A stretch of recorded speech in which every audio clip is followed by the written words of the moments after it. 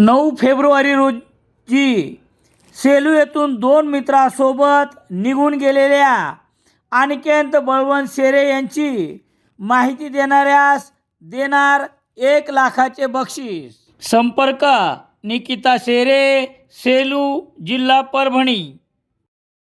परभणी आगाराच्या परभणी सेलू धावणाऱ्या बस क्रमांक MH20 BL 2313 या बसच्या समोरील चालकाच्या बाजूने असलेल्या चाकाच्या 8 नटापैकी 4 नटे निखळून पडल्याची घटना मंगळवार 20 जानेवारी रोजी सायंकाळी 7 नंतर घडली। या बसच्या चालकांनी दाखवलेल्या सतर्कतेमुळे मोठी दुर्घटना टळली आहे। या बसमध्ये महिलासह पुरुष प्रवाशांची संख्या 40 असल्याची माहिती या बसमधील एका प्रवाशाने दिली आहे। याबाबतची माहिती याप्रमाणे, परभणी आगाराची बस क्रमांक MH20 BL 2313 ही बस मंगळवार 20 जानेवारी रोजी नियमित वेळेप्रमाणे सायंकाळी 6:15 वाजता परभणीहून सुमारे 40 प्रवासी घेऊन सेलूकडे रवाना झाली।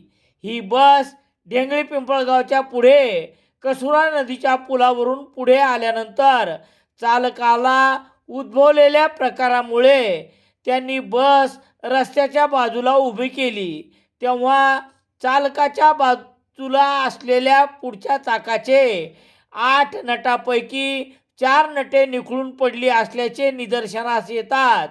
संभाव्य दुर्घटना टळल्यामुळे प्रवाशांनी समाधान व्यक्त करत चालकाला मात्र धन्यवाद दिले आहे।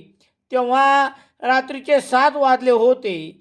या मार्गावरून परभणीहून सेलूकडे येणारी ही शेवटची फेरी होती आणि झालेही तसेच।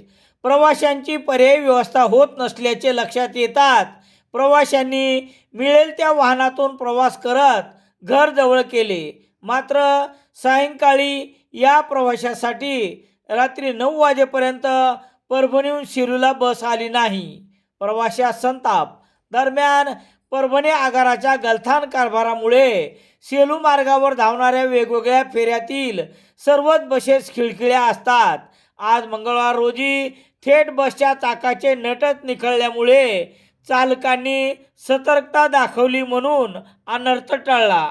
या संदर्भात परभणीचे आगार प्रमुख दत्तात्रय काळम यांच्याकडे चौकशी करण्यासाठी संपर्क केला असता त्यांनी फोनच न घेतल्यामुळे नेमके कारण मात्र कळू शकले नाही।